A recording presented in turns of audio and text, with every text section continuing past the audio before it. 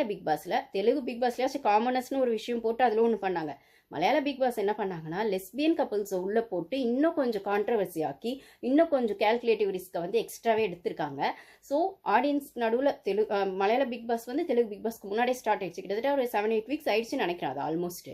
அப்படி இருக்கிற பட்சத்தில் ஸ்டார்டிங்லேயே லெஸ்பியன் கப்புள்ஸ் உள்ளே போகிறாங்கன்னா அங்கே கான்ட்ரவர்சி இருந்திருக்கும்.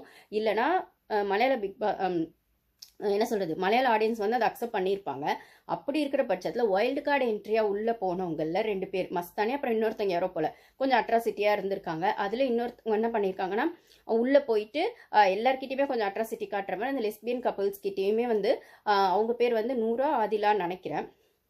அவங்க லெஸ்பியன் கப்பல்ஸ். அவங்க இத்தனைக்கும் அவங்க சைபர் கிரைம் அனாலிசிஸாக இருக்காங்களாங்க 2 பேருமே லெஸ்பியன் கப்பல்ஸ். இவங்க 2 பேருமே அப்போ வந்து அவங்க அந்த கேம் ஆடிட்டு இருக்காங்க. நடுவில் வைல்ட் கார்டு என்ட்ரி உள்ளே போகும்போது இவங்க ஏதோ கொஞ்சம் வந்து உங்களை மாதிரி ஆளுங்களை நாங்கள் வீட்டுக்குள்ளேயே சேர்க்க மாட்டேன் நானாக இருந்தால் அப்படின்ற மாதிரி ஒரு மாதிரி பேசியிருக்காங்க. ஆட்டிடியூடாக கொஞ்சம் ஒரு மாதிரி ஹாஷாக பேசியிருக்காங்க.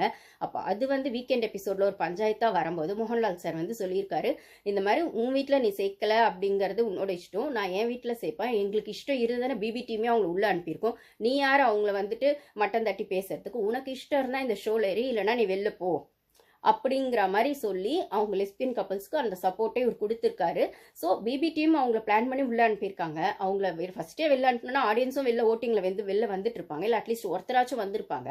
2 பேருமே உள்ளே இருக்காங்க அப்படிங்கும்போது வைல்ட் கார்டு என்ட்ரியாக ஒருத்தவங்க போனவங்க பர்சனல் அட்டாக்காவோ இல்லைனா அவங்க பெர்ஸ்பெக்டிவாவோ எது நம்ம அந்த ஷோ பார்க்கறதுல நம்மளுக்கு தெரியல, ஏதோ ஒன்று சொல்லும் போது ஆனால் கொஞ்சம் ஓவராக தான் பேசியிருக்காங்கன்னும் போது அது வார்ன் பண்ணுற விதத்தில் கூட இல்லை, ரொம்பவே ஹார்ஷாக வந்து மோகன்லால் சார் வந்து உனக்கு இஷ்டம் இருந்தால் எஸ்ஆர் நோ அப்படின்னும் போது உனக்கு இஷ்டம் இருந்தால் உள்ளே இல்லைன்னா வெளில போ, நீ யார் அவங்கள ஜட்ஜ் பண்ணுறதுக்கு